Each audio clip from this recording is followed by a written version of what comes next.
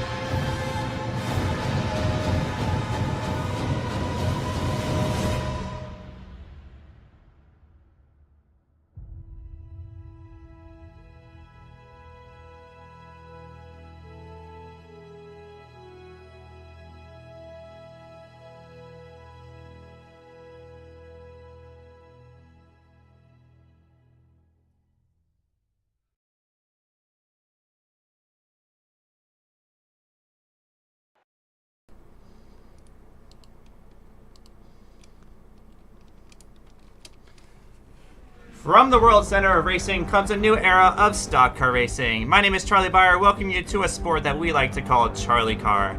We hope you're as just excited as us for a new frontier that lies just ahead. We've got 11 races this season and 30 drivers to take the track.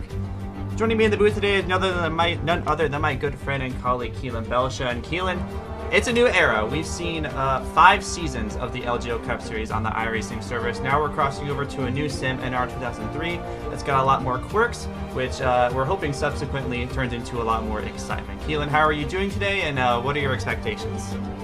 I'm doing great, Charlie, and I'm excited. We're going to have a lot of fun today. It's the Daytona 150, and to kick off the season here in the CharlieCar Championship, it's different from what we experienced in the LGL Cup Series because that was on the iRacing side of things. Now we're at NR 2003, which has a lot more possibilities when it comes to AI racing. I know you can tell me a lot about that because you've been playing with this a lot. It's been a months-long project for you, so tell us about all the capabilities we have with this new service. Yeah, you're exactly right. This has been a project since August that I've been working on. I've been making paint schemes for all the cars. I've been collecting a lot of interest, and once I released that first promo on Instagram, it's generated a lot of hype from a lot of people. So I'm excited to kick things off. Here at Daytona. We got 60 laps here today, and well, Keelan, thank you for your words so far, and we're gonna step aside for the national anthem. So please rise, remove your hats as we honor our nation's colors.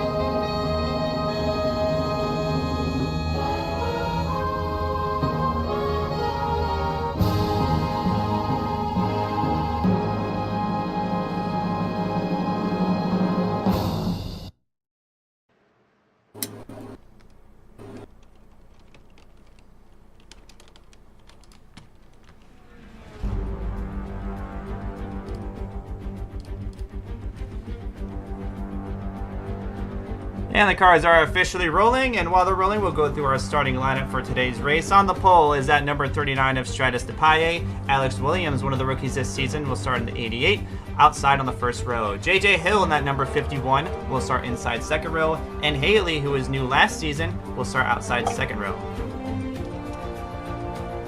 The third row is with Trip Belsha, rolling off fifth with Nate Grendy's the rookie in sixth.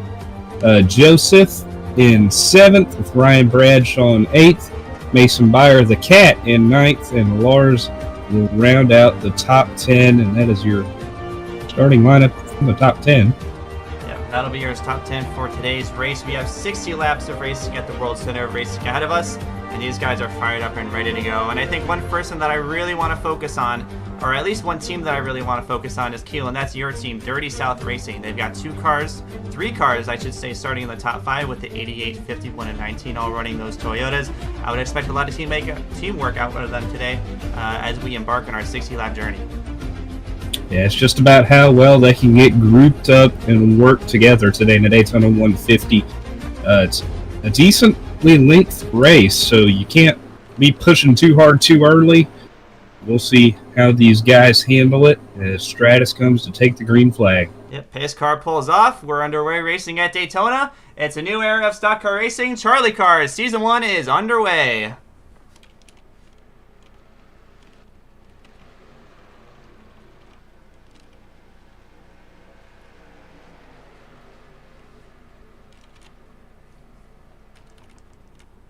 And they'll fan out to almost already 3 wide, almost looking 4 wide into turn number 1. JJ Hill immediately with the move to take the race lead,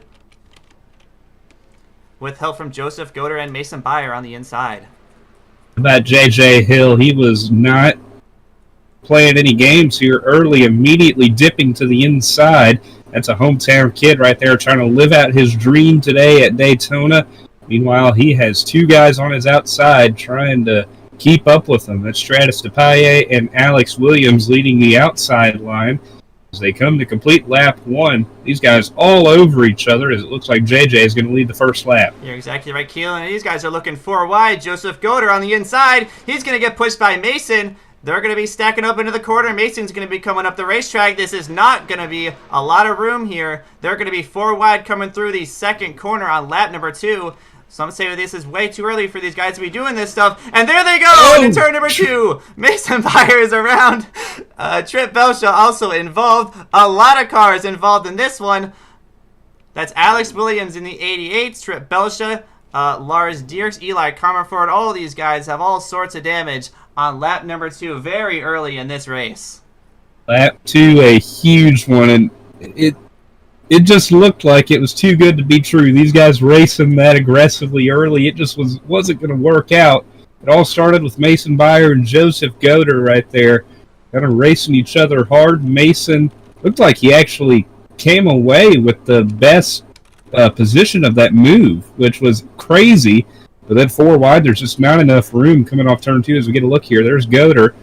He makes a little bit of contact with Mason. They both get shoved down the racetrack. They're going to be 4 wide, but I applaud Mason. He's not going to give up here. But I feel like it's too early for moves like that. 4 wide trying to hold him. You see Tripp and Mason, the 2 pets, squeezing Goder right there, and that gets Mason turned around in front of him. A lot of cars collected in this one, and a lot of damage early here in the Daytona 150. Yeah, I think it's just too early for this move. I don't think I can give Mason Byer, if this was late in the race, I can respect that move, a 4 wide move to try to take the race lead. But this early on, it's lap number 2. I don't think I can respect Mason Byer a lot for making this move. Or I really see him as kind of the cause factor. As you see, coming off the corner, you can see this 24 really just jump to the inside. And he's trying to make a move. Hopefully, I think he's hoping that they'll make enough room. But, I'm surprised even with him getting shoved below the apron, this could have been a lot worse. But unfortunately, it's as bad as it is on lap number 2. Being too aggressive too early was Mason Byer right there. And, he had a case to be made last year, not so successful, had that heated rivalry with Kenneth Bueno. So he comes in here today trying to make a name for himself, and on lap number 2, he's going to be the one that stacks the field up. Not going to be a popular move in the garage area throughout the season. I'm sure these guys will be taking notes and letting Mason get an earful.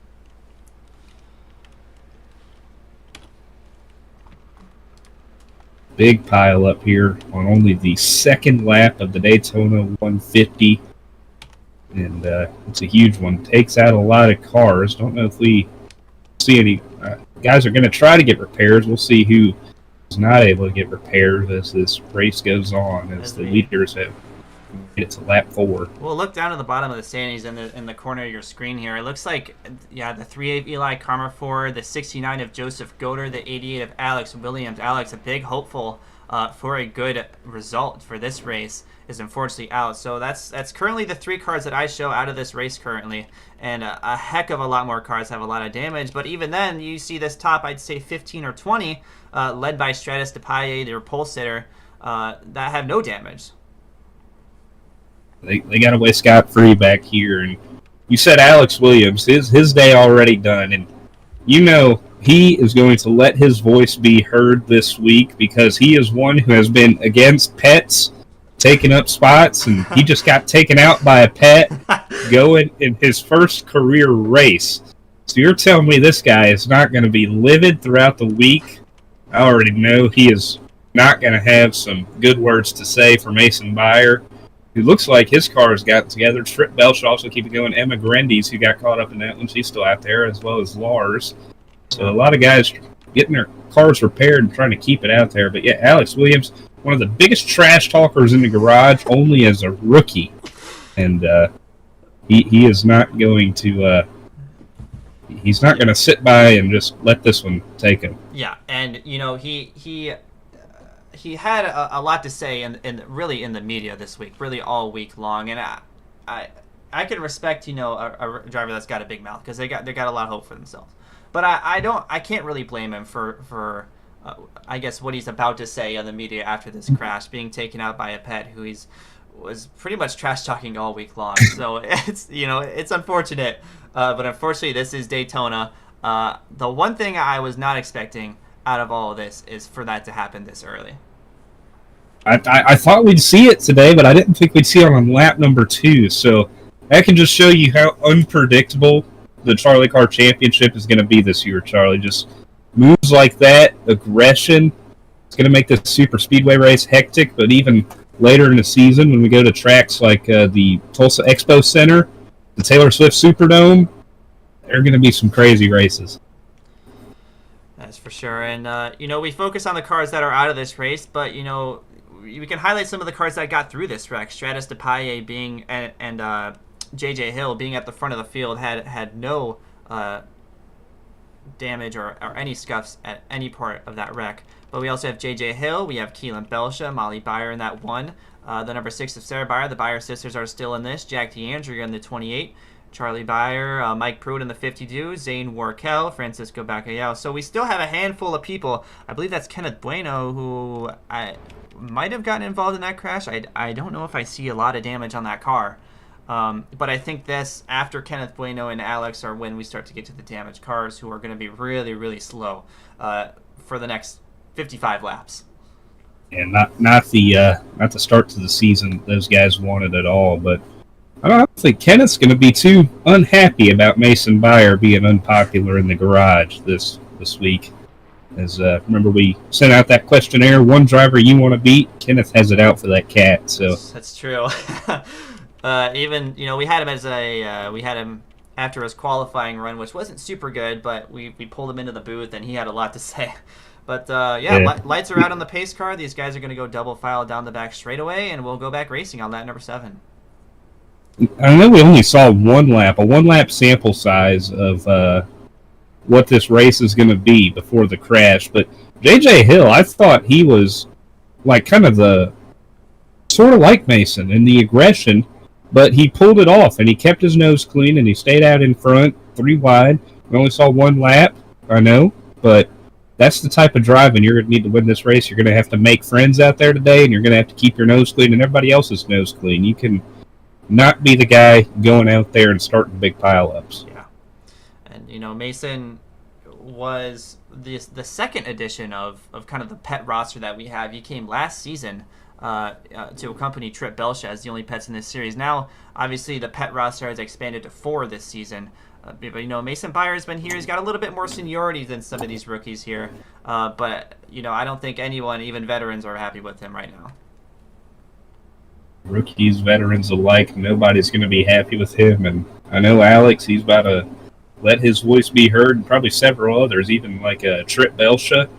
Came out there and he qualified top 5, and he got taken out by the cat. And dogs and cats, they just can't stand each other. So we'll see how that one goes down in the media this week. But it's going to be Stratus DePaille, the pole sitter, J.J. Hill in second, Keelan Belsha in third, and the Byer sisters going to round out the top 5 as we get ready to come take our second restart of the day. See if we get more than a lap and a half of racing this time around, Charlie. Yeah, I think what you're immediately going to see on this restart is the guys who have no damage, which I'm going to guess is around the top 10 to 12 to 13 pull away. But that's really half of the field, and you're going to see the other half drift off towards the back because obviously with that damage, they're not able to run at full speed. But pace car pulls off for the second time. It's lap number 7. We're back underway at Daytona. Pretty even at the line that time. J.J. Hill tried to get down there, side draft him, keep himself out front. He's got Molly Byer, a Byer sibling in the family, pushing Hill, trying to push him out front. Keelan Belsha all over to Paille's back bumper. And we'll see who gets the advantage coming off of turn 2 right here. Belsha looking like he's not trying to work too much with his teammate right now, or maybe he's just trying to fend for himself after what we've seen earlier in this race. So we got 2 lines, pretty organized right now. The inside, the shorter way around the racetrack, or is take the advantage here. Get ready to come off turn 4 to Paille, trying to maintain the lead, but Belsha's poking his nose under him. Yeah, when you have a lot of clean cars with no damage, you're able to generate a lot of energy, and I think during testing this week and all that stuff, these guys were able to race 3 wide pretty consistently. But with the lessened amount of cars, I mean, this field was cut into pretty much thirds. So we're going to see a lot less, I should say, big lines that are moving a lot. But Stratus DePaille is doing a bit of a 3 wide work trying to defend his race lead. Defend it he will to this point, as we got a couple Dirty South racing machines hooked up on the top, a couple the girlies racing cars running in the middle right there. So teammates trying to find each other. Down there leading the inside is Charlie Byer, trying to get under Stratus and try to take the lead away here at Daytona. Yep. And yeah, those Dirty South racing cars, or at least what's left of them, are lined up on the outside. But here comes the 14, 2 Fords, that's 3 Fords. That'll be 1, 2, and 3 as Zane Warkel moves himself up to third. Zane Warkel. 3 wide. Yep. They're still 3 wide for the race lead. Warkel leading the inside line. He's going to take the lead for the first time today. As Byer tries to fight back on the outside, he's getting help from Stratus. Molly Byer working with Warkel. And now they're leading the inside. The 16 car? Yep, that's the 16 car of Mushu Grendies, and he's got 2 teammates, or she's got 2 teammates right behind her. That's the 2 Aviator racing cars, the number 12 and the number 30, Mike Byer and Francisco Bacallo. 2 big guys in the aviation industry, or at least 2 very passionate ones. Mike Byer is going to take to the inside, while Mushu Grendies leads lap number 9.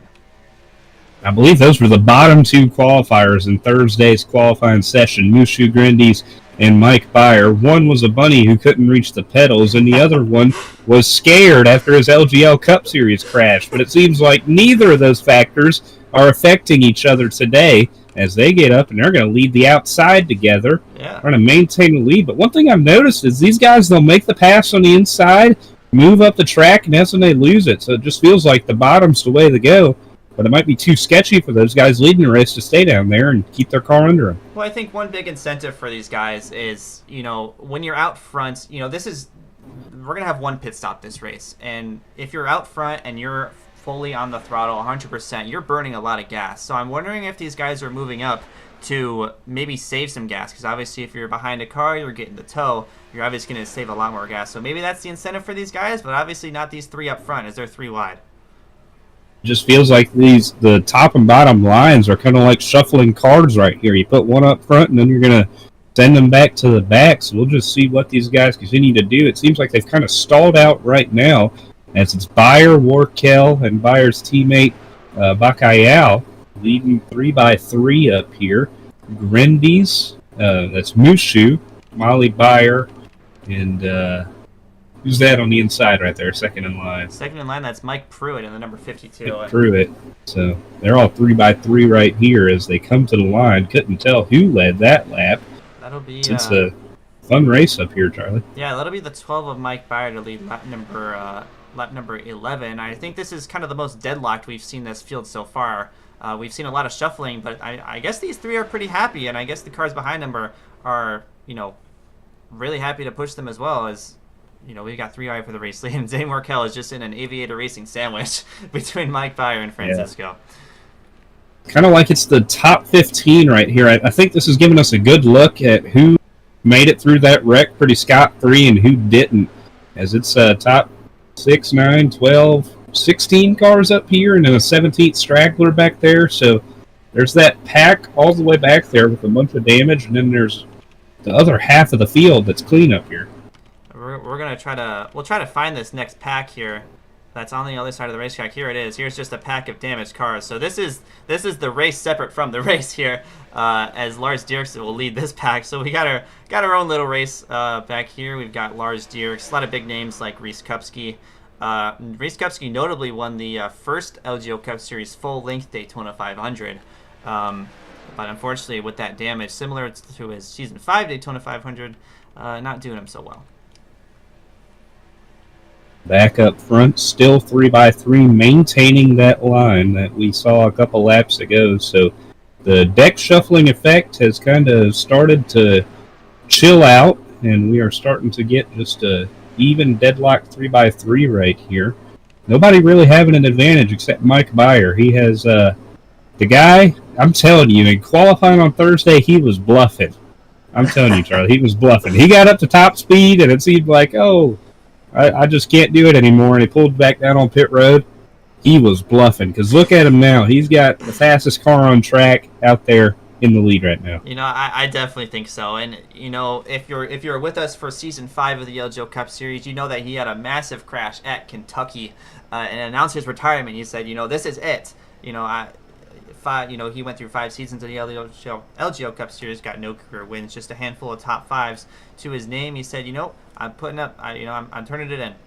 But with this new era, he got an invite back. Said, well, the cars are safer. This is a new generation of stock car, and would you like to give it a shot? He said, yeah, and now he's out front leading laps at Daytona. Yeah, talented guy. Still hasn't got that first win in this AI racing universe, but today would be a great day to do it in a new era, a new category of stats. It's going to be new everything, really. Just the same people and same good times, and I think he's having a good time right now, just leading the top. He might be shaking, but yeah, I think he's having a little fun. I think he's all right. He's doing good. Obviously, a bit more comfort with his Aviator Racing teammate Francisco Bakayal on the inside, and it's not only a Zane Warkel sandwich, it's more of an NFL sandwich or a football team sandwich we have in the middle line. Zane, obviously a big Dolphins fan. Molly Bayer works for the Chiefs, a big Chiefs fan, and 2 colleges, but they both have football teams, so we got a little bit of a gridiron action in the middle. Florida Gators and J.J. Hill, what a terrible university to have in your car today. Recently went 5-7 and missed a bowl game, so that tells you how good that program's doing right now. And University of North Dakota, I don't know much about their football team. Are they any good, Charlie? It's not necessarily a football school. It's way more of a hockey school. Big NCAA D1 hockey. Bit of shuffling now for the race lead. Zane Warkel moves to the inside. Mike Bayer still remains on the outside. I really think Mike Bayer is taking credit for these laps led because he's on the top. He's able to get that kind of push that you get when you ramp down from the corner. And he's able to lead these laps. But maybe Zane Warkel wants to solidify himself out in front to get some laps led. It looked like Francisco kind of backed out for a second, or he just lost a little bit of momentum, and that allowed Warkel to block the bottom and make this a 2-horse race. As Warkel, I kind of saw it off of turn 2. He was blocking the middle and blocking the bottom, so He's trying to keep his car up front, that's for sure, but that kind of leaves Mike Byer with nowhere to go because you saw he jumped down to the middle, killed all the momentum that the top line was forming, and now all he has behind him is Mushu Grandi's pushing him through the tri-oval, but so far it's not affecting him. We'll see if that comes back to bite him, though, as they try to build energy back up on the top side of the racetrack. He actually almost cleared them going into turn number 1, so definitely a lot of energy that they're able to build. JJ Hill moved up to the top line with Charlie Byer and Stratus DePaye to follow, so this outside's got a bigger total of cars, all right? So, you know, maybe that's what they're trying to do. Yeah, it's pretty even, in my opinion, as we got through here so far. 5 cars up there, 4 in the middle, and 5 on the bottom. So it just depends what those cars behind them do. If those 2 back there in the back of the pack, can't tell who that is, but if they got linked up and went to the same lane, I think they could push that lane to the front. That's Alex Schumacher, one of them. And almost a bit of contact. I think there was contact between Zane Workel and Francisco Bacallao through the tri-oval here. We'll take a replay real quick to see what that was. It looked very similar to the lap 1 incident with Mason Byer. As you can see, yeah, he kind of gets up, bit of contact going through the tri-oval. I think that could have ended a lot worse, but they're able to get away scot-free. Yeah, it was kind of like Michael Pruitt was in the Mason Byer situation right there, but he did a good job backing out of it, not making that any bigger than it needed to be, and keeps these cars rolling. Because remember, they're all racing to get to lap 60, so they all got to take care of each other and make it to that mark, because there's a few guys already who will not make it to that lap 60 mark. Yeah, I definitely... There's not a really big reason that these guys need to be racing, similar to Mason Byer jumped the gun early, but this is not a situation where you want to jump the gun, because these guys are racing to a pit stop right now. They're going to have to pit around lap 30 to 40, I would say. So these guys, it's not like it's lap 55 where you got to get up to the front as fast as you can. These guys need to conserve themselves and race to the pit stop. And right now, I'm giving that advantage to the bottom line right now because they're in control of when these guys pit. The guy up top, like J.J. Hill or Molly Byer or Sarah Byer, they might want to pit, and they can't because they're stuck in the middle. That bottom line's blocking them off. I definitely think you got to give the advantage to anybody who's on the bottom right now because they can pit whenever, and they can make these guys go as long as possible up top, even play a little bit dirty if they're running out of fuel. Tough luck. Drop back. Lose your track position a little bit and go and pit because it's going to be tough. I definitely give the advantage to the bottom. Guys like Francisco Bacallao, Michael Pruitt, Jack DeAndrea, Keelan Belsha back there on the line on the bottom. I think they're playing their cards right now. And if there's a wreck up in front of them, they got room to the bottom of the racetrack to avoid where those guys up top might not. I think I'm really impressed so far with the guys who are controlling all 3 lanes so far. Obviously, Zane Workel lost his teammate in that first wreck on lap number 2.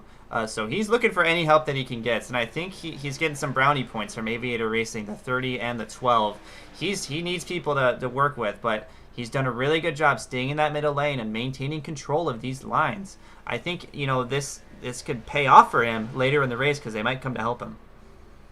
And that's a kid that I had my eye on in qualifying the other day because it felt like in Season 5 LGL Cup Series, that Dolphins car always found his way to the front. That's so right. Now with that Dolphins car up here running up front in the CharlieCar Championship, I really think it's translating to what this guy is as a driver, as a young athlete, making a name for himself and making himself an AI Racing solidified star. And he, last season he got off to a really, really great start. He came in at race number 2, so he didn't really have a theoretical, realistic shot at the championship. But he was able to pick up a win at Kentucky, and from there he just had a stellar rookie year. I believe he was able to climb up to the top 15 in the standings, which is impressive for missing one race and being down about 30 points almost. So this is a guy that you're right, Keelan, I think we should keep an eye on over the course of the season. Yeah, and with this speed and this line he's leading right now, he's about to earn a nickname, the Zane Train. Look at him. He's leading the train. That's the Zane Train right there, Charlie. So we go on board with Molly Byer. Yep, this is really her point of view, and this is what she's been seeing really for the last 10 laps or so is just these 3 cars, 2 Chevys and 1 Ford, absolutely controlling this race so far. You see Zane Warkel is giving that bottom to Francisco, so I definitely think this is tactical. This is planned for him to, hopefully make some friends come to the end of this race. I'm just impressed at how he's holding his line like this for lap after lap after lap. I'm sure after you run so many of them, it's just muscle memory, but still, maintaining how your car handles in between cars with guys on your quarter panel and guys just barely there and then another guy on your door right outside of you. And it's not like this track is a very comfortable 3 wide like Talladega would be. I mean, you're still probably just a foot or two separated from each other on each side of you. There's not much wiggle room, so it's really impressive that these drivers are being able to maintain their lines like this.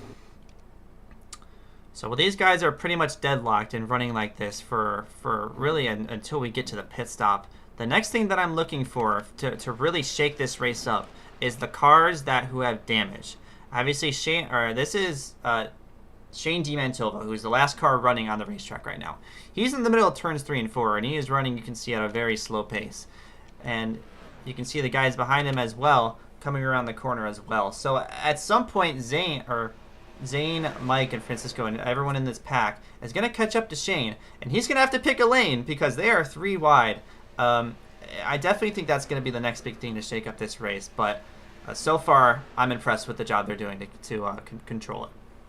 And I'm wondering if this thing stays green, if they're going to end up catching that whole pack of damaged race cars. I know Shane's back there, but once they get to the pack, it's a whole nother ball game, and it's going to be all about how these guys maneuver around them. I feel like we'll get to pit stops before that, though.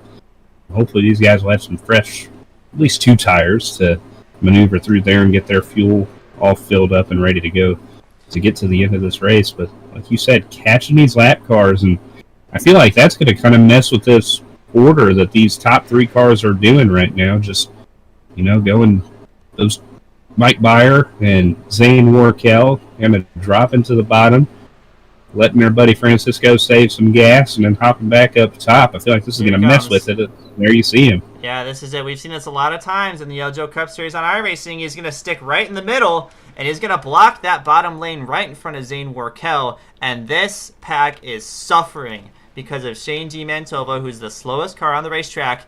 Zane Warkel is able to get to the bottom to try to get around him, and one guy, Mike Byer, just slingshotted ahead of all of them.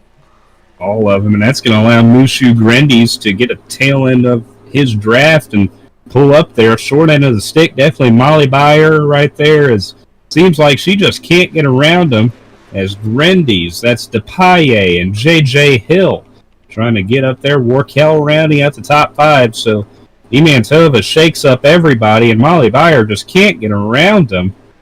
Finally, she's going to go to the bottom, as now it's Grendies going for the race lead up there. Back up front, Mushu Grendies in that Toyota number 16 is going to take the race lead. Stratus DePaye, and this pack is all strung out, so this is a complete reorganization of this pack once they're able to get back together. I don't think anyone's really going to lose the draft, so it's just a matter of finding your friends and getting to the front. Mushu Grendies, the rabbit that could, making her debut today.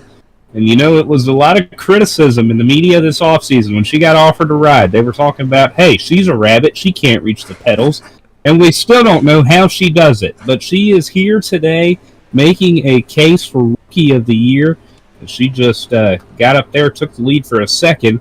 But now it seems like these two have continued to find their way 1-2. It's J.J. Hill and Stratus DePaye. J.J. Hill, the Daytona kid, is going to take the lead off of turn 2. Yep, lives right next door to this track, and he's a big hopeful. This is his home race. He's got a lot of people that he's hopefully wanting to impress. Family and maybe some girls too. But he's leading on lap number 29. You never know with JJ. I'll tell you what, when I went to Talladega with him, this dude, he was wild. And now, we drove past this racetrack when he was taking me back home to get on the airplane. We passed right by this track. It is a massive facility. I went there one time. I've been here once, and it's huge. And you never realize how big these Daytonas and these Talladega behemoths are till you go there, and how long a lap must feel. It probably doesn't feel like too long for these drivers, but for us, 2.5 miles in 50 seconds, it's incredible what these cars are built to do. And mind you, they raced 3x3 for pretty much all of those laps. 3x3 for all those laps. So now they're pretty much too wide all the way back. As Stratus DePaille has got a strong car on the outside, he's able to take back the race lead. JJ Hill is definitely going to want to take him back. So Stratus DePaille has had a strong car all week long, was able to get on the pole. He's got his cat in the pack as well towards the tail end behind Amber. But Stratus DePaille leads at the halfway point. Mushu Grindy's in the lead of all the pets right now in the 16, running in second. Mike Byer, the American Airlines supporter, in third. JJ Hill trying to take that spot from him. And an aggressive move to the inside for the 16. Here she comes for the race lead. JJ Hill and a fellow Toyota. Is he going to look 3 wide? He might take a look here. Trying to peek his nose down there. Is he going to get there before the corner, though, is going to be the question. Yeah, and is JJ Hill going for the race lead now. Help from Michael Pruitt behind him.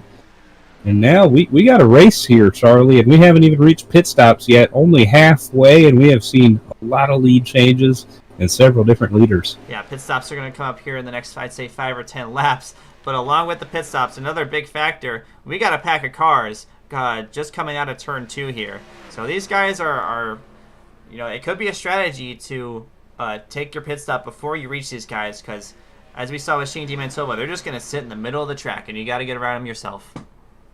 And it's a big pack this time. It's not like it's one car you got to maneuver around. So I think the play here, I'm not going to lie, Charlie, go in there with your teammates. Try to make this a team-oriented pit stop. Come out with maybe a 2 or 3 car pack, and I feel like that's going to be your best bet. Nearly contact. Getting dicey there. Yep. We're getting pit stops. JJ Hill, whoa! Race leader. Jackie Andrea to the inside of the racetrack. And he goes around in the pit lane right by the cars that are making a pit stop. That's going to bring out the yellow flag. Jack DeAndrea on lap number 33. That's going to save these guys the mayhem that these pit stops are. But Jack DeAndrea takes a light spin to the inside. And JJ Hill is going to be the winner out of all this because he just took his pit stop. He's got 4 fresh tires. And I think that was a case of Jack DeAndrea ready to pit right there, and that car that was on the inside of him, he wasn't quite ready. So that just caused DeAndrea to spin around because he wasn't waiting, and you could kind of tell that's what the issue was, because, I mean, when we watch the replay here, we'll really get it figured out. I couldn't tell who that was there, but we'll go look right here. I think, I had a reaction to Ryan DeCosta slipping up, and these guys almost going 4 wide off the corner. JJ's the first to pit, and it kind of takes these guys a little bit, and that's Eclipse DePaille. That's definitely a speeding penalty for, I think, both of them, as he almost tags his Chevy Sport teammate of Ryan Bradshaw. And, Jack DeAndrea just spins down to the inside. No contact or anything. But definitely unfortunate for him. Yeah, DeAndrea was ready and Eclipse wasn't, and that was just the situation right there. But I'm kind of surprised Eclipse doesn't even try to lift here. He just kind of drives through DeAndrea. And, I mean, that's just one of those things. You remember, you talk about DeAndrea's career in this in this AI universe. Oh my goodness, we really took out that Chevy right there. Yeah. A terrible crash at Michigan that had a couple ribs injured for him, and now coming back and still trying to get his first bounce-back win since that moment. And I believe that speeding penalty is going to make it a lot harder than it was, as he was just kind of hanging out near the tail end of that pack and contact with one of our kittens in the field, and just trouble. Both of our kittens have been involved in some trouble today as we get ready for pit stops here under yellow. Yeah, definitely not. I guess the guys in the field aren't going to be favoring the felines anytime soon. These guys are going to make their pit stops. I'm not sure where the other pack is. I think they're all slow in one corner. But they're not really a factor anyway. So this is going to get these guys to the end of the race. So this is the money stop. Obviously at Daytona doesn't matter as much, but you want to get that track position as best as you can. Fill up that car as fast as you possibly can. So, you see Grindy's already off, Workel off. We see the race off pit road, see who comes out on top here. Looks like it's going to be Mushu Grindy's. Didn't see anybody hop in front of her. It is Workel. I think DePaille may have got by her right there, but we'll see when they all cycle through here take the next lap. Going to be restarting here with around 20-25 laps to go here, Charlie. So you think the aggression is going to ramp up here on this late race restart? Yeah, I definitely think so, because now these guys are no longer racing for a pit stop. They're racing for the win. So this is definitely going to be the latter half of the race that these guys are approaching, because they don't have to deal with worrying about going to pit stops with your teammates. This is going to get them to lap 60. So I definitely think you're right. The intensity is going to ramp up here. Caution definitely favored J.J. Hill as he made the move to pit. DeAndrea spins out, and he kind of actually trying to find J.J. Hill here. You think the caution came out before he? I think the caution may have came out before he got on pit road and he got a penalty. Is that a thing? He's I don't know. You'd have to refer back to NASCAR's 2003 rules, because this game was made 20 years ago. So I'm not actually sure. He's being scored on the lead lap in 16th right now. I think he might just be going to the back of the field for the restart.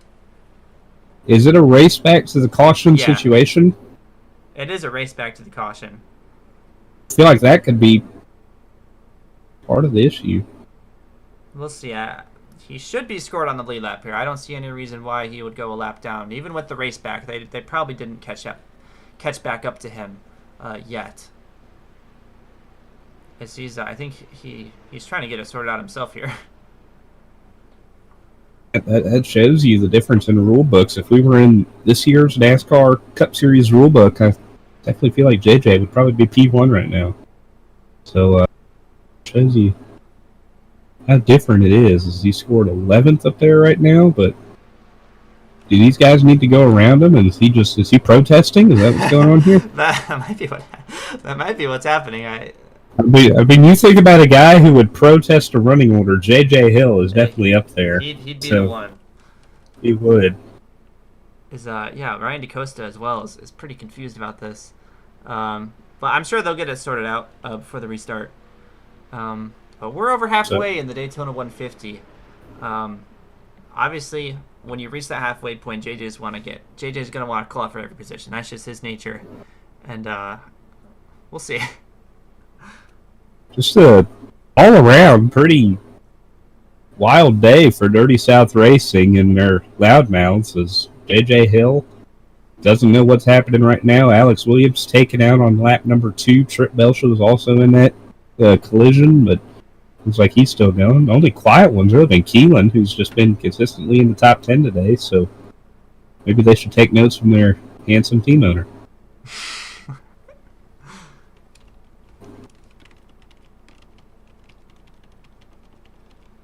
These guys should come back when the pace car crosses the finish line. It should be lights out on the pace car, so we'll have one lap of racing to go back.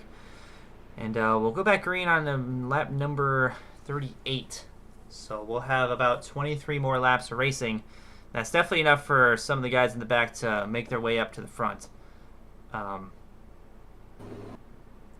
yeah, Keelan, I mean, we started off this race with a ginormous crash, took out over half the field, and now we've got a lot of misfits up front, I guess you can say. I mean, a lot of guys are fighting for their first career wins up here. We've got, Francisco Bacallao, we've got Sarah Bayer, but, Mushu Grendies. I mean, what's the expectation as we embark on the second half of this race? I really have no clue. It's Daytona. We don't know what's going to happen. But if it's anything like the opening run we saw, if those first 3 cars really work together, and they're all up here, all up in the top 5, so if they could get back in order, I feel like we could get something similar, and then maybe 5 laps to go. Who knows what's going to happen? I mean, it's just going to be crazy. I think these guys are going to try to keep their cars clean, and then last couple laps are going to scratch and claw, and everybody's going to go for this win. But a lot of guys, like you said, going for their first career win, and what would it mean to them to win in CharlieCar? I think it'd mean a lot. It kicks off this new era. But, some of the strongest cars in this field are all up there. We've got Mushu Grendy, Zane Workel, Mike Bayer. I think the strongest car in the field qualified first. That's Stratus DePaye. He's been able to get out front and lead a lot of laps today. These guys are going to double file up shortly. He's going to line up second on the top, helping and number 10, who's also had a fast car. So these guys are going to double up. We'll bring back Green Flag Racing shortly. Yeah, all weekend that Stratus DePaye machine has been one of the fastest in the garage, and qualified pole by nearly half a hundredth of a second, or half a tenth of a second nearly, and really has kept that car up front, kept it in pristine condition, and now trying to do that to get it to the checkered flag today. We'll see how everything goes. It looks like J.J. Hill is scored an 11th back there, so not entirely sure how all that works out, as I thought it would benefit him pretty good, but yeah. He'll be back there in 11th as Mushu Grindy's going to take the green flag, and we are back underway late here in Daytona.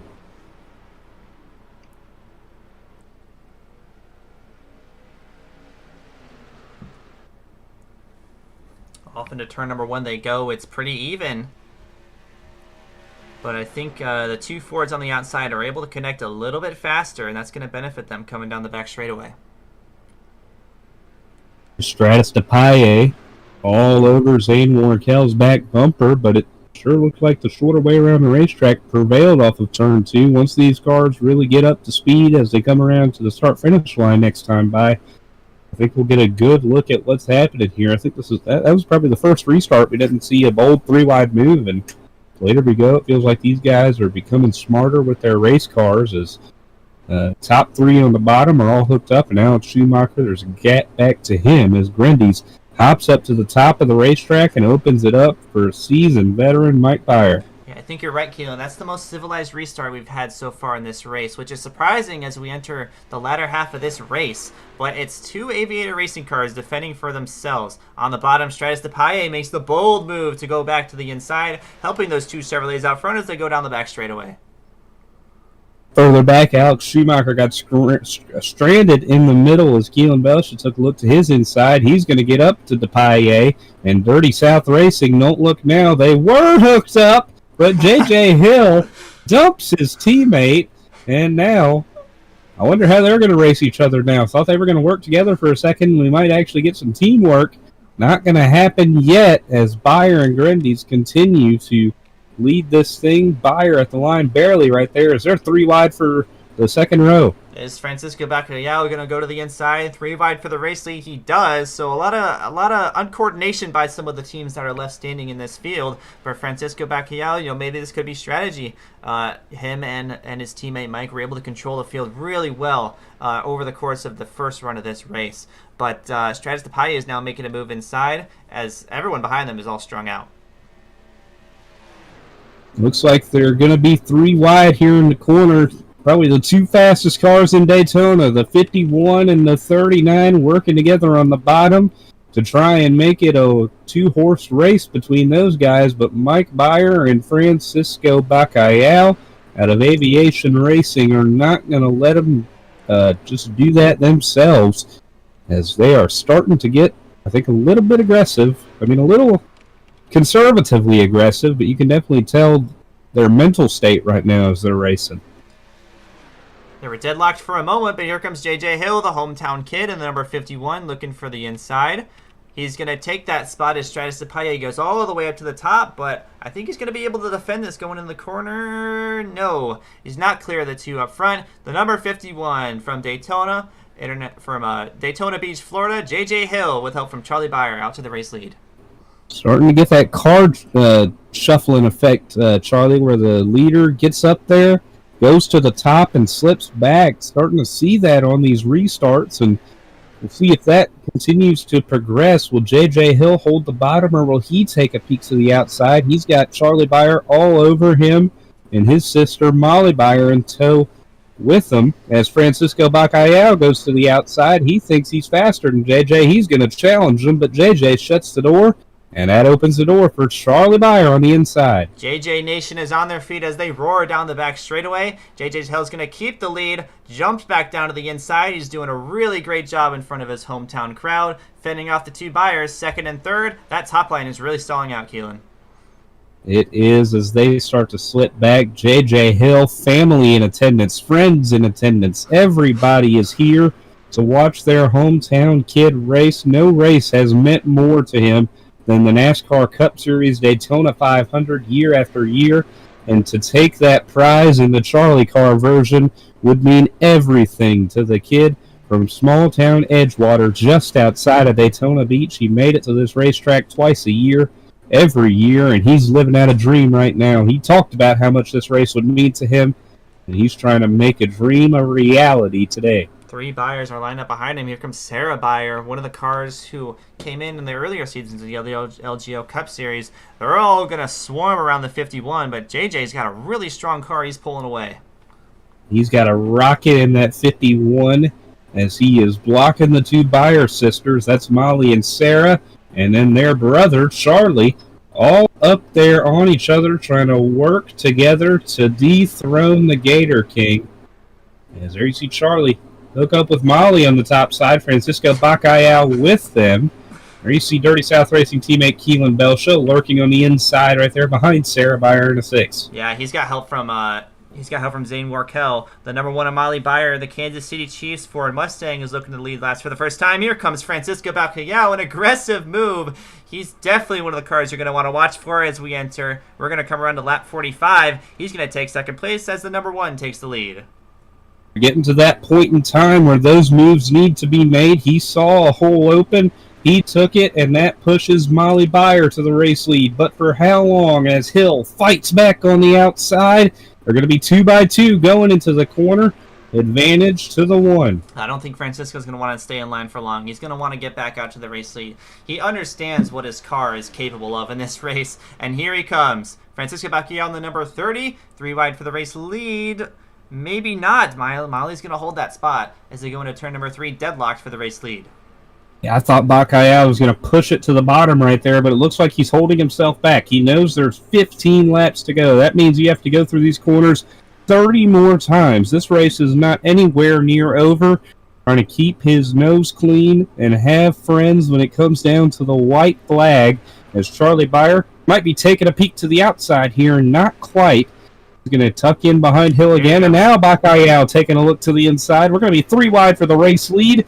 That's going to leave Molly Buyer to dry, but here comes DePaye to work with her, and that'll strand Hill and Charlie Buyer on the outside. JJ got thrown out by Molly Buyer and Stratus as Francisco makes his move for the race lead. We're back 3 wide, 3 rows deep.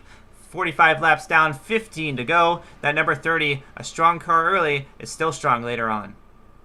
And it's a beautiful sight. These 3 by 3 machines all going around the racetrack at speeds of 200 miles an hour. It takes such craft and talent to keep these cars rolling.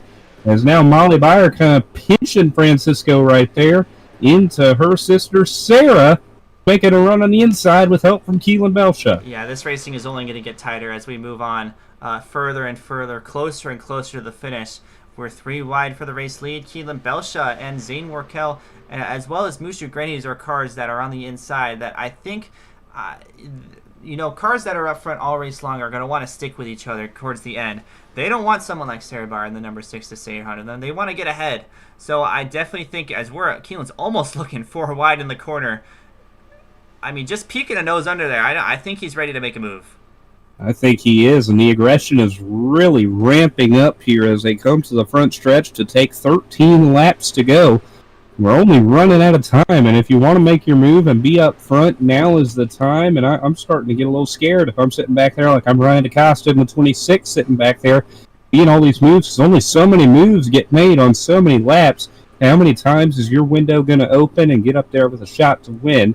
As the outside really starts to fall off, Buyer goes to the outside, and here comes Belsha to the inside, taking a peek for the race lead for the first time today. Is he going to be there going into turn number 3?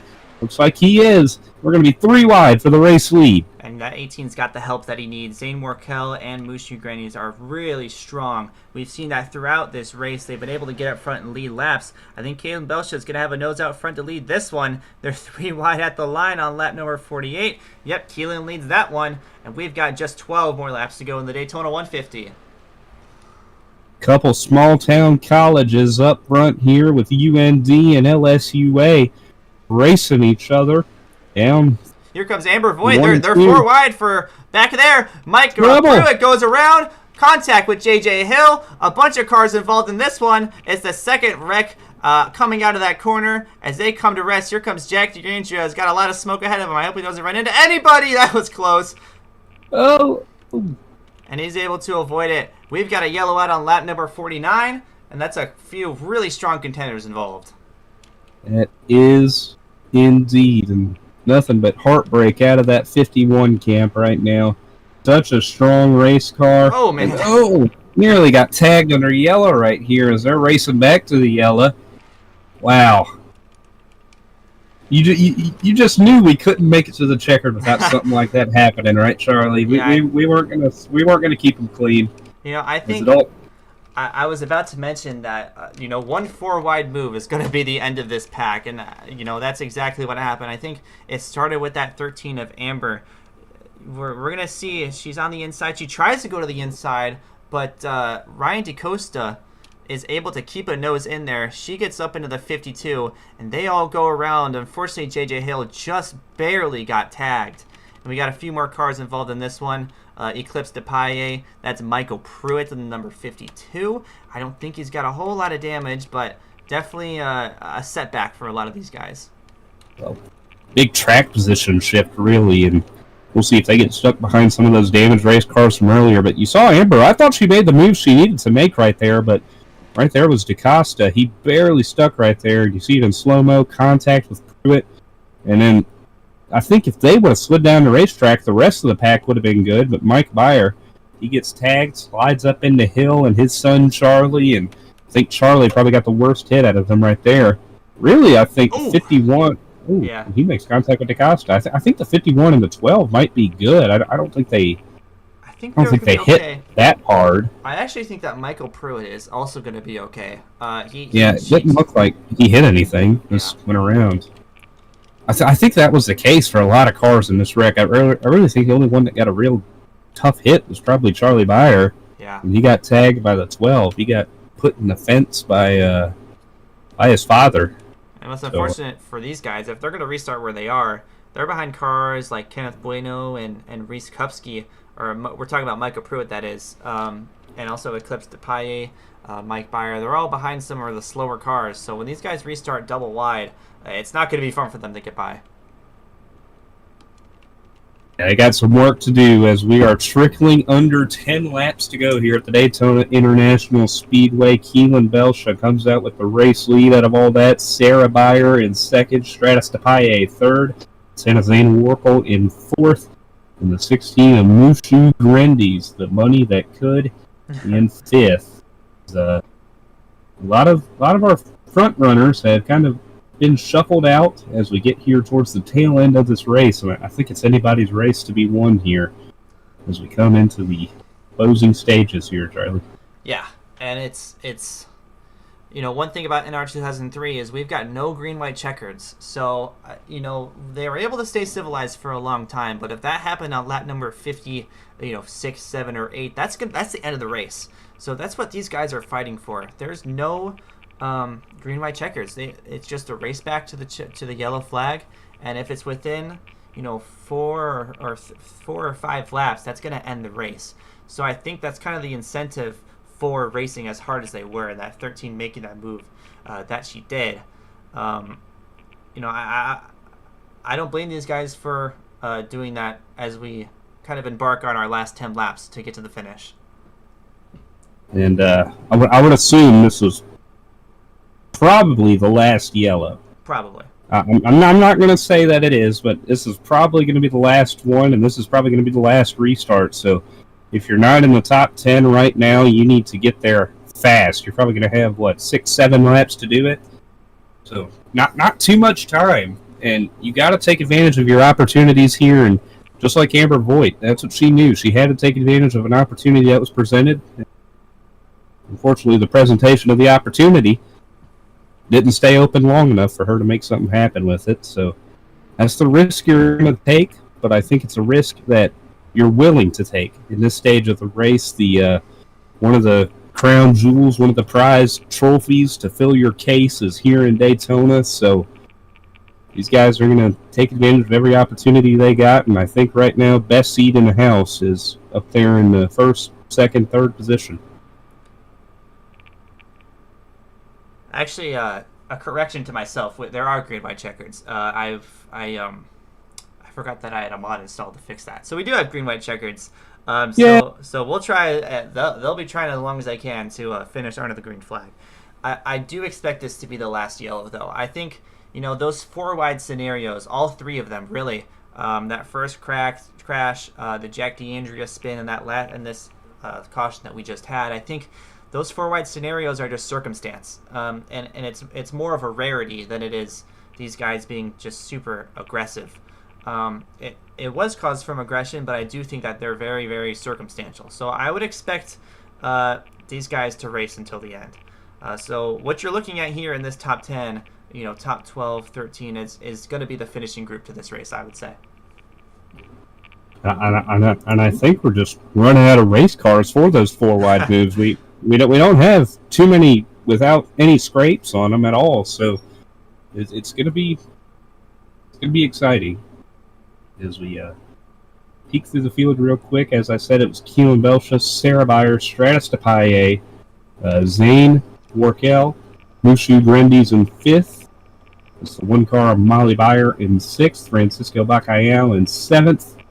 That's the 68 of Alex Schumacher in 8th, the 26 of Ryan DaCosta in 9th, and rounding out the top 10 is Charlie Beyer in the 14, who got a heck of a lick in that last crash, but it looks like he didn't even go to pit road. Yeah, he's definitely sticking this one out. I think the quiet drivers in this field that have no damage so far are that 68 and that number 26. Alex Schumacher has been a long-time racer in this series, as well as that 26 of Ryan DaCosta. They're actually teammates for the guys. They've been quietly sitting up here, and I think they've really been able to take advantage of these cars that are pretty much dropping like flies, and are using them to kind of substitute for their lack of, I guess, speed, because we haven't really seen them contend for the race lead, but they've just been there. So it's definitely a quiet day for those 2 cars who are on the same team, but I wouldn't expect them to kind of go up there and fight for a win. Before we get going here on this restart, Charlie, I just want to say thank you for putting this all together and all the work you did to make this thing possible, because I know iRacing, that was fun. It was fun, but it wasn't the best we could get. I think the best we can get is right here in this NR 2003 sim, and all of us at the Instagram Buds, we appreciate you and what you have done for this, and also thank you to all our people who are tuning in on the YouTube side of things, making this stream possible, and all the hype you guys have put around this little activity that Charlie has really single-handedly put together and done a lot of good work on. So thank you, Charlie. Thank you for giving us the opportunity to have some fun. Yeah, well, thank you. It's I've got a summer job that keeps me busy during the middle of the year, and putting this on during the winter is fun. This has been a couple month-long project. But I will be honest, I've done about 20 test races at Daytona. That lap number 2 crash has never happened. So it really caught you off guard when it happened, as we're back green here. Yes, we are. Late stages of the race, 7 to go at Daytona. 7 laps to go at Daytona. Immediately looking 3 wide is that number 16 of Mushu Grendies. We're going to see a lot of these guys, especially back here, who got caught behind the cars with damage. They're doing all that they can to get by him. JJ Hill especially is going to want to get by Michael Prue in that 52. But so far, they're getting held up by the 26 of Ryan DaCosta. It's not working out so well for them. Back up front, Francisco Bacayal in the 30. He's been up front all day. He seems like he's been a pusher, not a leader. Trying to turn it around here as they're 3 wide for the race lead. Belcha in 18, slipping back to the back bumper. DePaye as Mushu Grendies and Francisco Bacayal lead the bottom. Their help is coming as they come 3 wide here on the trial hole. 6 laps to go at Daytona. 6 laps to go, and a lot of guys with no career wins are either no career wins or a really long drought. It's been at least a handful of seasons since Keelan Belch has been to victory lane. Zane Workel went to victory lane last season, but he's got a lot to prove in his 2nd season in this racing universe. Alex Schumacher, a contender who we mentioned in that yellow flag, is coming up to that bottom line. Schumacher always been a front runner when we've come to these super speedway races, but this weekend he's been quiet. Practice, not too fast. Qualifying kind of in the middle of the pack. But he's trying to turn it on here late because all that matters is where you are at the end of lap 60 here in the Daytona 150. It's been a grueling race to this point for these guys, but making it to this stage of the race with your car in one piece and up here racing for the lead, that's an accomplishment in itself as they try to accomplish the accomplishment of accomplishments and winning this thing as Mushu Grandies looks to be in control here. But how long will that last? It's not going to last super long, but, you know, we've got 3 strong cars lining up in that second line, but Mushu Grandies has done a really good job of staying outside. Zane Warkel has got help from another Ford behind him. Stratus DePaille has got to run on the outside. Will he make a move for the race lead going into the corner? There's a lot of different scenarios that can play out here, but one thing's for sure, we got a handful of cars that are going to be racing for this win. Paye and Bacayao side by side. Belsha has got his way back up on the outside lane up there. In tow with Bacayao is still Zane Warkel back there as Grandies is trying to control both the lines. And here's Stratus DePaille going for the race lead. Francisco's trying to follow, but Zane's poking a nose to the inside. So that 39 got a race win last season. That was his first in his career, and is now up front to put himself in position to win again. Trying to bring another trophy home to his trophy cases. There's Mason Byer in the 24. Just making laps. That's the nearest lap car. You think they're going to get to him before this race is over? I think there is. He's just coming out of turn number 4 right now. So this could be a factor coming into these last 4 laps. They're off at turn number 4. Come to lap number 58. They've got 4 more laps to go. Keelan, I think they're going to catch him. And if I'm the spotter for all these race cars right now, I'm telling my guy, I want him in the lead right now. We want to be the first one around that lap car because we saw what Shane DiMantova did earlier. He created a huge gap to Mike Byer, and right when you think they're going to slingshot around him when they catch up to Byer, it never happened. So Mason Byer probably going to be a factor, most definitely will be a factor. And you think they're going to race this guy easy after what happened on lap number 2? We'll see, because they are racing for a race win up here as they're coming around to 2 laps to go in the Daytona 150. They're going to come around to 2 laps to go, and you can see Stratus DePaille is getting that draft from Mason. He's pulling ahead just a little bit. He's gonna have to get around him here. He's gonna have to choose correctly. That's the outside line. That's the correct answer. Mason almost gets into him there, and he's gonna sit on the bottom lane. Gonna affect Zane Warkel. No, he goes to the inside, and Stratus DePaille has got a race lead with 2 laps to go. Even when you thought everybody behind DePaille made it through scot-free. Contact up in the catch fence is Mushu Grandies. Molly Byers involved. Sarah Byers involved. And the girlie's racing. And then she's hit by Michael Pruitt. Oh, my goodness. We got a lot of contact here, guys. It's a huge crash. My goodness, Charlie. One of the most brutal crashes I have seen. And the girlies racing, I believe all 4 of their race cars were involved in that one. And we're going to go to green-white checkered, guys, as they're going to race back to the yellow flag. I believe Stratus DePaille, yep, he did take it there. Wow. My goodness. We hope Mushu Grandies is okay after that crash, because that was massive. I don't know how strong bunny rabbits are, but I think that one would mess up a human being as our safety team is down there taking a look at them. We'll get a replay here at what happened. That all started with Mason Byer in the 24 holding this line up. Watch Molly Byer in the 1 car and Sarah Byer in the 6. They're all trying to get around her. They're all going for the race win right here. Oh my goodness. That's brutal. And coming up here is a lot more cars who are about to experience a lot of big hits here. Yeah, it's Michael Pruitt who tags the 1 of Molly Byer. Emma Grandies back there also got tagged. We'll take a look at this hit. As I believe this is Emma Grandies running into her own bunny here. Oh, no, never mind. Oh, that's Pruitt. But got into Mike Pruitt. Okay. We gotta find the Mike Pruitt contact here.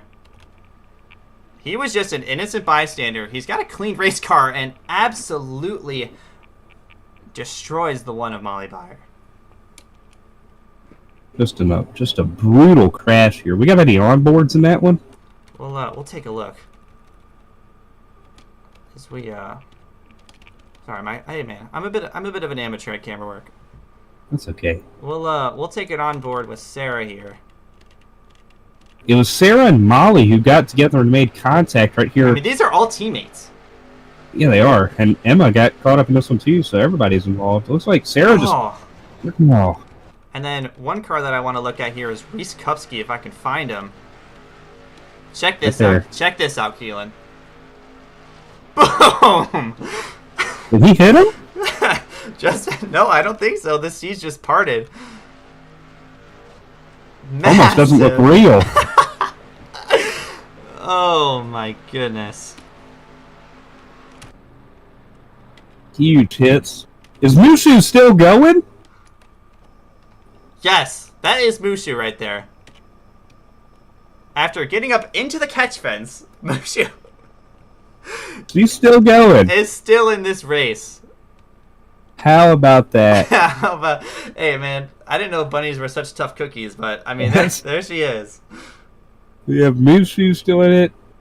Who all's out of the race, Charlie? Who got out in that one? So all of the cars that are out of this race, the 88 of it's the 88, 3, and 69 that got out in that first crash. The only car that got out in that second crash is the 12 of Mike Byer, who was a contender all day long. And Mushu Grandies is still on the lead lap. Keelan, can you believe that? Mushu Grandies never give up. That bunny. What's Emma feeding her, you know? I don't know. Protein bananas are my guess. Mushu, a big banana. As everybody's coming down to the pit lane, Keelan. And a pace car.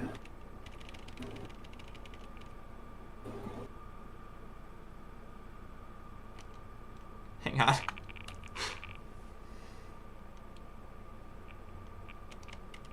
Green White Checkered mod didn't give up on us, did it? I don't, Yeah, that's it. That's the race. That is it. That is your finishing order. Again, Green White Checkered, I guess I retract my retractment. Stratus Paye. Hold on, let me get a camera of him here. Yep, that is your race winner, Stratus Paye, and the number 39. I apologize that my Green White Checkered didn't fail me, or that my Green White Checkered failed me. But that is your winner of the Daytona 150, Stratus Paye, and that number 39 takes the checkered flag on the race back. I guess we should go look at that race back, because that was the decider of this race. There's no way to revert time, as much as I wish there was.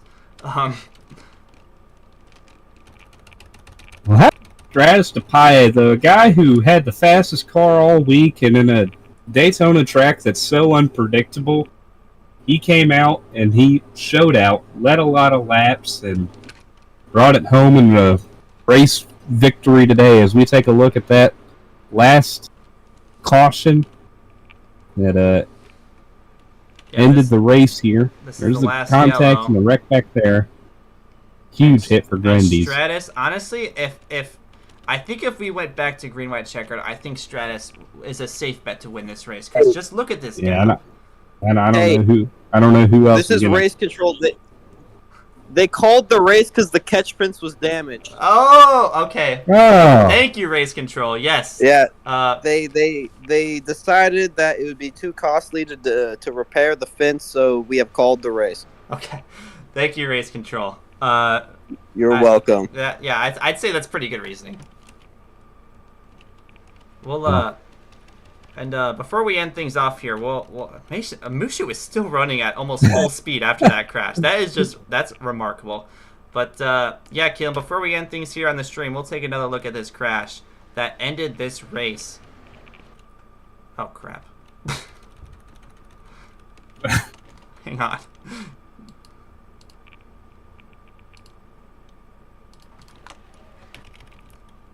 Yes, Keelan, we'll take a look at this crash one more time that ended this race. And just an absolutely amazing. That's the only word I can say is amazing.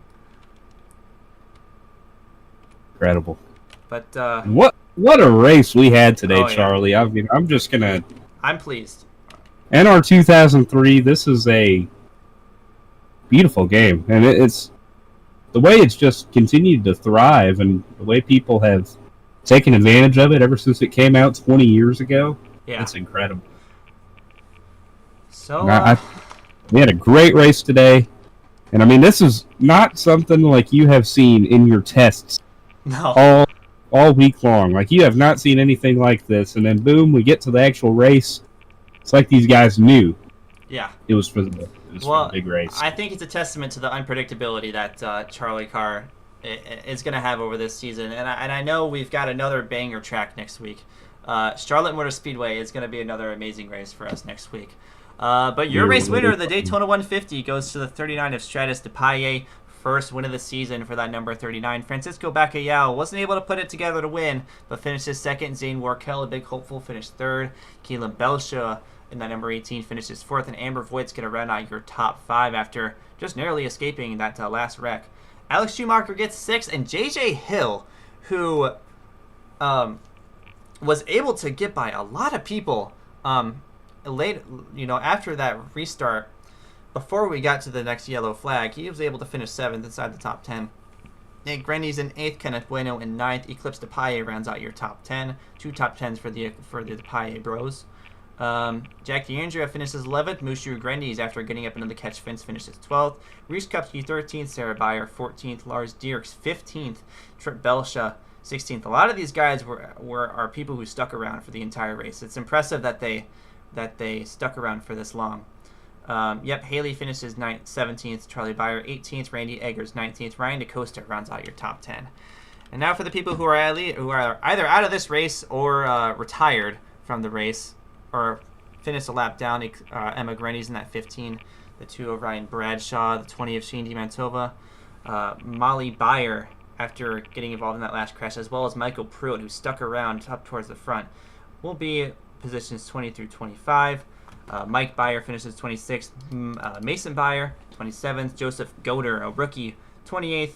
Eli Comerford, 29th. And Alex Williams will round out your top 30. Well, Keelan, I had a lot of fun tonight. We had a great race. It's a lot more action-packed than I was expecting. Putting this series together, I had a lot of expectations. But one of them definitely was not wiping out the field on lap number 2, but it made for a really interesting race. Keelan, your closing thoughts? I just think it's crazy. I mean, I've seen clips of you testing, and I haven't got to see a full race through yet. And just seeing today, the unpredictability. Like you said, you have not seen a crash on lap 2 all season long in your testing. And then here today, we throw the real race on, and we have one of the craziest races I think you've probably ever seen on NR. I think so. I mean, that was just insane. We had Mason Beyer taking out the field. We had Mushu Grendy's fly up into the catch fence, and we hope she's okay. Oh, she is. That was a brutal crash. Top 50. I hope we can get Emma to speak to her sometime soon and get her thoughts on that hard crash. Because it's a debut race for her, and come home 12th after a brutal crash like that and still be at full song when she's coming to the checkered flag is incredible. But I thought we had a great race here today. A lot of action on the racetrack. A lot of race deciding crashes and a lot of good storylines to follow as the race and the season progresses. I had a lot of fun here today, Charlie, and I appreciate you bringing me on here to broadcast with you and putting together a fun Monday night event here. Yep. Hold on. Keelan, you got your camera on? Yeah. Oh, there he is. It's good. Hang on. Stick around, guys. Hold on. I'm trying to get our face cams loaded again. There we are. All right. So, yeah. Once again, thank you guys for coming out. I think this was a very action-packed season opener. A lot of work came together tonight. Work since August, making paint schemes. It all came together, and I'm definitely not disappointed with that race. I think some drivers are, especially Alex Williams finishing last. But for myself and Keen LaBelche in the booth, thank you NR2003. Thank you everyone who participated in this race. We got a lot more coming this season. 1 week from today is Charlotte. That's another action-packed race that we're going to have. So for myself, Keen LaBelche, all of you in the YouTube chat, thank you for watching. I say goodnight and big balls.